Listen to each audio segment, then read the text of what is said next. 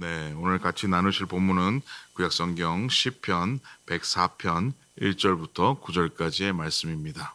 네, 오늘 송축받기 합당하신 여호와 나의 하나님이라는 제목으로 하나님의 말씀을 나누도록 하겠습니다. 네, 오늘 시편 104편은 내 영혼아 여호와를 송축하라라고 시작하고 있습니다. 여호와를 송축하는 것, 그 이유에 대해서 여호와 나의 하나님께서 심히 위대하시고 존귀와 권위로 옷을 입으셨기 때문이라고 얘기합니다. 하나님은 위대하시고 특별히 이 존귀, 스스로 귀하다는 뜻이죠. 존귀와 권위, 권세로 옷을 입으셨다고 했습니다. 옷이라는 것은 우리가 알겠지만 그 당시에도 그렇고 지금도 그런 면이 있죠. 그 사람의 신분을 나타내 줍니다. 하나님은 심히 위대하시고 아주 높으신 분이라는 뜻입니다. 특별히 이에 대해서 자세히 밑에서 설명하고 있는데 참 흥미롭습니다. 2절을 보시면 하나님께서는 빛으로 옷을 입으신다 그랬습니다. 그 옷에 빛이 비치는 정도가 아니라 아예 빛으로 그 옷을 입으시고 하늘을 휘장같이 두신다고 하셨습니다. 또한 물 위에 본인의 누각과 들보를 얹으셔서 얘기하고 있고, 또 구름으로 수레를 삼으신다. 구름 타고 예수님께서 오신다 그랬죠. 하나님께서 구름을 타고 다니신다고 합니다. 바람 날개로 다니시며 바람을 날개처럼 쓰시는 분이시라는 것입니다. 특별히 4절의 표현에 보시면 바람을 자기 사신으로 삼으시고 불꽃으로 자기 사역자를 삼으신다는 것입니다. 어떠한 존재가 이 바람과 이 불꽃을 자기 사역자처럼 자기의 사신처럼 쓸 수가 있겠습니까? 하나님께서 그렇게 하신다는 것입니다. 심지어 이 시편에서는 하나님의 위대하심과 존귀하심과 권세 있으심을 하나님께서 태초에 이 천지만물을 창세기에서 얘기하는 만드시는 것을 통해서 얘기하시는데, 사실 뭐 빛이 있으라 다 우리가 알고 있죠. 또 하늘 알고 있는데 그 다음 절에서는 땅의 기초를 놓으사 영원히 흔들리지 아니하게 하셨나이다라고 얘기하고 있습니다. 하나님께서 이 땅의 기초를 놓으셨다는 것입니다. 그리고 6절에 보시면 옷으로 덮는 것처럼 하나님께서 그 땅을 만드시고 깊은 바다로 물로 덮으신 것입니다. 그래서 이제 땅 위에 이렇게 산이 있었는데 그 산 위에 물이 이제 차올랐던 거죠. 그랬더니 7절에 보죠. 주께서 꾸짖으시니, 그 물을 꾸짖으시니 물이 빨리 도망가서 원래 정해 주신 곳으로 흘러가서 우리가 지금 아는 바대로 육지가 생기게 되고, 거기에 뭐 산도 있고, 이제 우리가 바다라고 생각하는 건 바다 밑에도 땅이 있죠. 그래서 바다를 채워서 골짜기와 산이 생겼다라는 것입니다. 9절에 주께서 물의 경계를 정하여 넘치지 못하게 하셔서 다시 돌아와서 땅을 덮지 못하게 했다. 그렇죠? 그래서 우리는 이제 뭐 자연재해다 그래서 쓰나미가 물이 안 그래야 되는데 이 물이 이제 육지로 넘어오는 것이죠. 하나님께서 이렇게 우리가 보고 있는 이 천지 만물을 하나님께서 본인이 그것을 다스리시고 할 수 있는 이유는 무엇이죠? 하나님께서 그것을 만드신 분이시기 때문입니다. 죄송합니다. 특별히 오늘 주목하고 싶은 것은 7절에 주께서 꾸짖으시니라고 되어 있는데 이 부분이 되게 와 닿았습니다. 예수님께서 갈릴리 호수에서 이제 제자들과 이제 배를 타고 가고 계실 때, 그죠? 풍랑이 일었죠. 갈릴리 호수 그러면 호수의 풍랑 가지고 그러냐 그러는데, 거기 좀 더 가보시면 정말 이게 바다라고 할 만큼 호수가 엄청 큽니다. 근데 그때 예수님께서 주무시다가 제자들이 이제 죽게 생겼다고 예수님 뭐 하시냐고 막 깨우니까 예수님께서 믿음이 없는 자들아 그러시면서 어떻게 하죠? 풍랑을 꾸짖으십니다. 그래서 풍랑이 어떻게 되죠? 잠잠하게 되는 것이죠. 예수님께서 하나님이시기 때문에 가능하겠죠. 그래서 사람들이 뭐라 그러죠? 이는 누구시기에 풍랑을 잠잠케 하는가? 오늘 다시 1절로 돌아와서 내 영혼아 여호와를 송축하라. 여호와 나의 하나님이여. 그러니까 이 바람도 그렇고 뭐 빛도 그렇고 여기 나오는 모든 것들, 그 큰 산도 그렇고 땅의 기초도 그렇고 물도 그렇고, 아까 제가 쓰나미 말씀드렸지만 뭐 지진이 나고, 그죠? 아무리 이 땅 가운데서 권세 있고 높은 자리에 있는 사람, 또 돈이 많은 사람도 이런 자연 앞에 무릎을 꿇고 또 자연 재해 앞에는 그것을 피할 수가 없습니다. 저 LA 있을 때 얼마 전에 그 산불이 엄청나게 나서 많은 사람들이 참 안타까운 피해를 입었는데, 제일 큰 피해를 입은 사람들이 누구냐면 재밌게도 아이러니하게도 돈이 많으신 분들이었습니다. 왜냐하면 돈이 많을수록 LA는 이제 산 위에 이제 그 절벽에 뷰가 좋은데 집이 있거든요. 그러니까 이제 그 산에 이제 숲도 있고 이러다 보니까 그분들이 제일 피해를 입으신 거죠. 그렇게 인간으로서는 아무리 높고 많은 것을 가졌다 할지라도 어쩔 수 없는 그 자연을 하나님께서는 만드신 분이시기 때문에 그것들을 다 다스린다라는 것입니다. 그것이 하나님의 영광과 존귀를 오히려 드러내고 하나님을 찬송하고 있다는 사실입니다. 근데 그 하나님이 1절에 보시면 뭐라 되어 있죠? 여호와 나의 하나님이라는 것입니다. 우리가 어제 103편을 통해서는 그분이 우리의 아버지라는 것입니다.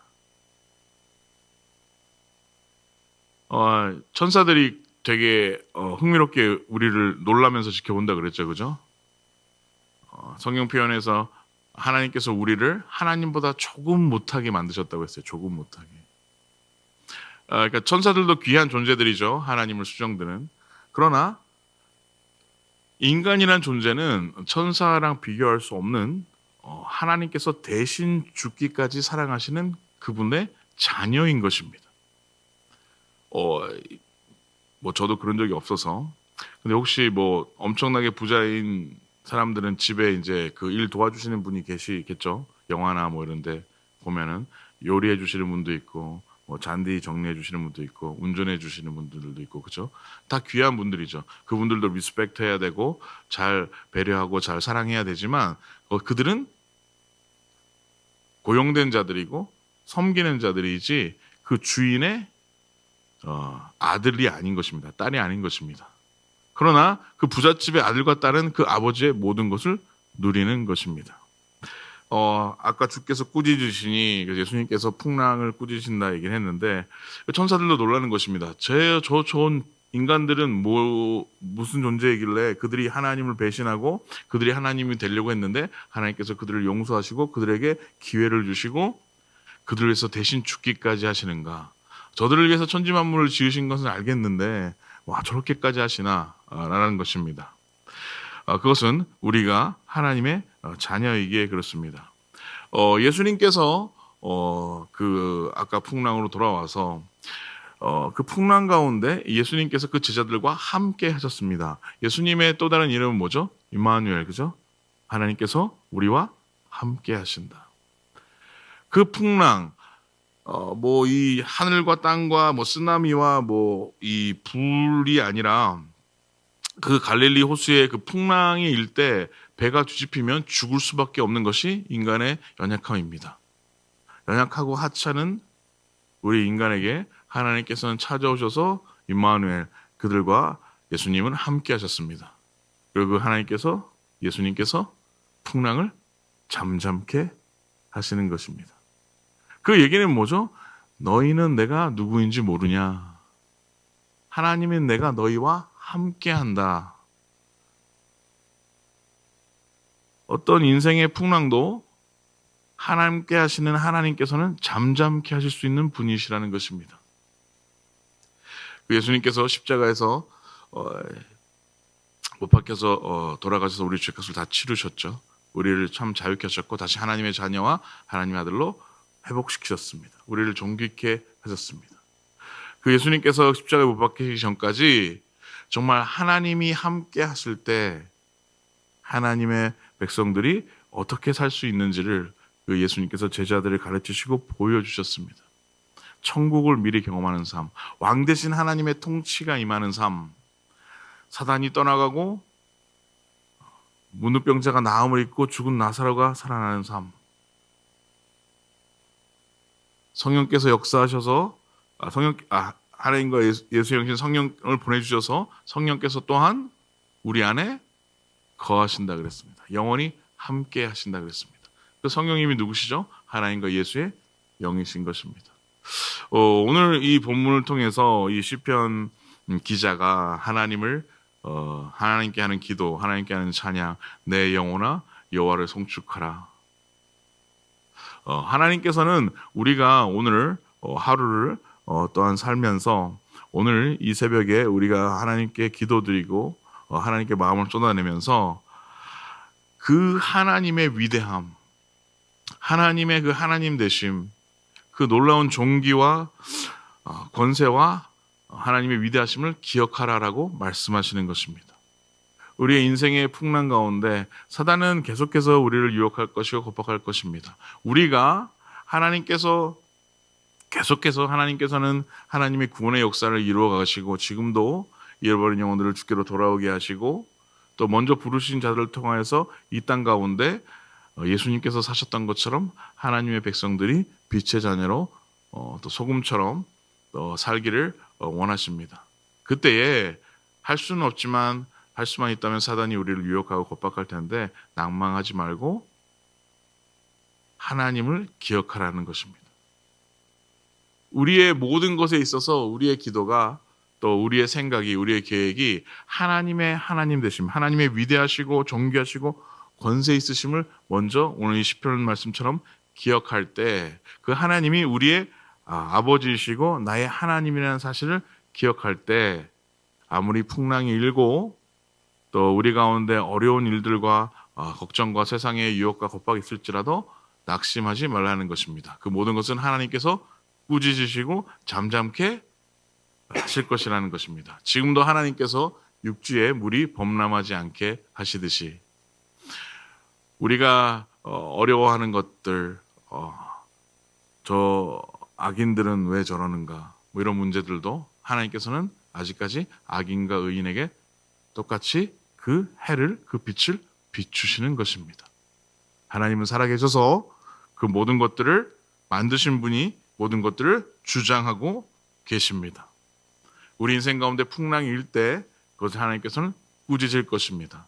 중요한 것은 우리가 우리 안에 거하시는 성령 하나님께 모든 것을 내어드리고 의뢰하고 아버지 하나님을 찬양하고 아버지 하나님을 기억하는 것입니다.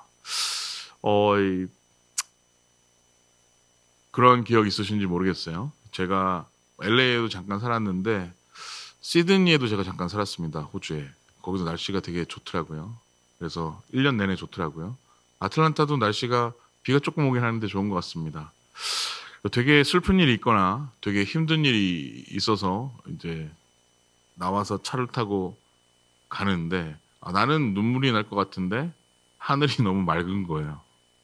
너무 맑은 거예요. 햇볕이 너무 그죠?